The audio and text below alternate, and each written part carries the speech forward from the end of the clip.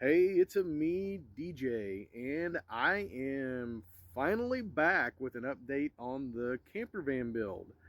I apologize, I've not been on in like 6 months with any updates, 6 or 7 months. Truthfully, the van is no longer here. Boy, that sun is bright. Beautiful day out though. The van is no longer here. It's gone, unfortunately. Um, as I was building it, I got the floors done, the floor done, I got the walls in, and I just got to thinking, I don't know, this is really what I want.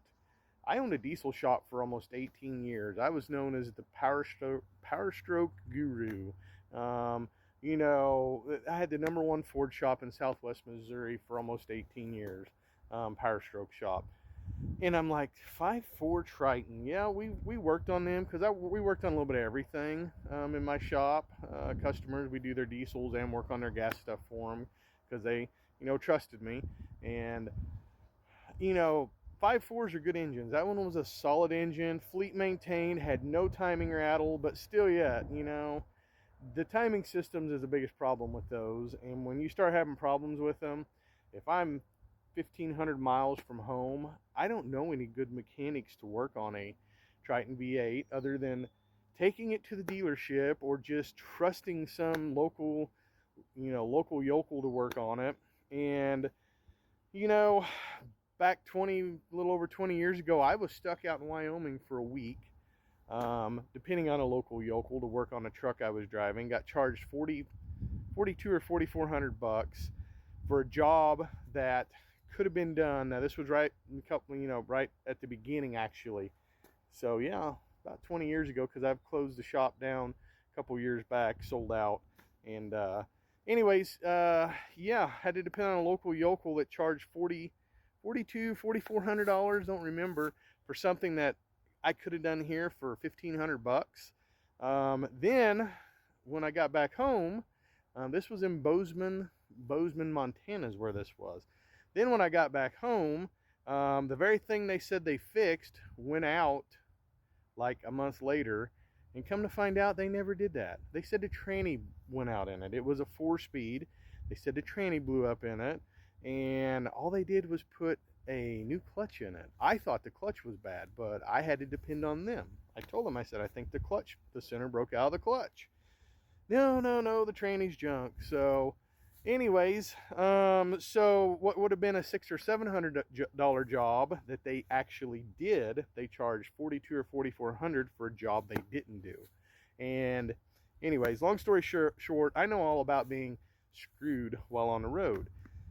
And the 5.4 thing just, I don't know, it just didn't set well with me. And so I just stopped, several months back after I got the floors in. I actually had update videos of that, but never did post them. Floors in, walls in, and all that. And stopped, and I thought, I'm going to look for a 7.3 PowerStroke, which that was my main thing. That's where I got started in the diesel business. And looked for 7.3 PowerStroke, short bus, or ambulance. Now, my ultimate thing I really ever wanted from the very beginning of this whole idea of living the, camper life and traveling was a 4-wheel drive ambulance. That way I could take off, go up mountain passes, trails that other people can't, and yeah, so set out on that goal to find me a short bus that would work or an ambulance. And 4-wheel drive, factory 4-wheel drive ambulances, I don't know how many of you've looked for them, but since I started this whole adventure about 2 years ago, thinking about doing this when I closed my shop down, I've seen like 3 4-wheel drive ambulances for sale. So, and they were like 15 grand. And yeah, I didn't want to pay that. But I stepped up. I bought something, came across it a couple weeks ago down in Harrison, Arkansas. Paid a little more than I was looking to get into something for, because usually you can find ambulances for $4,000 or $5,000 all day long. I just didn't find any that quite fit me like I wanted, but I did find one I really liked in Harrison. I messaged the guy, and he said, we got a 4-wheel drive one too. We're getting ready to list, It was actually the boss used it for a little bit of camping, and we've had it sitting around for about a year. Like, ooh, what kind of money are you talking on that? So he told me, and I said, I ain't got that much. I made him a considerably less offer. He talked to the boss. The boss said yes, and I went down. So that was Saturday, and I showed up there bright and early Monday morning.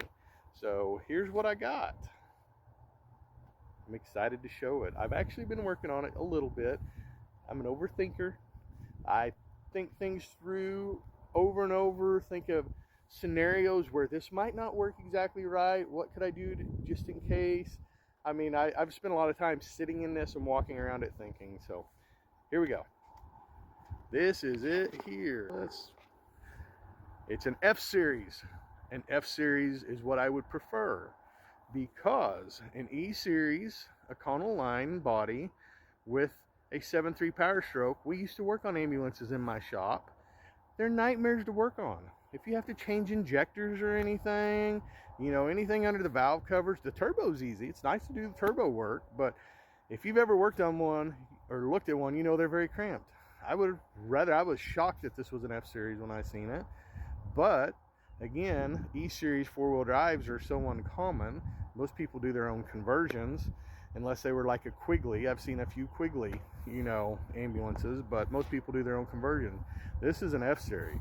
This is right up my alley. I mean, this is my thing right here.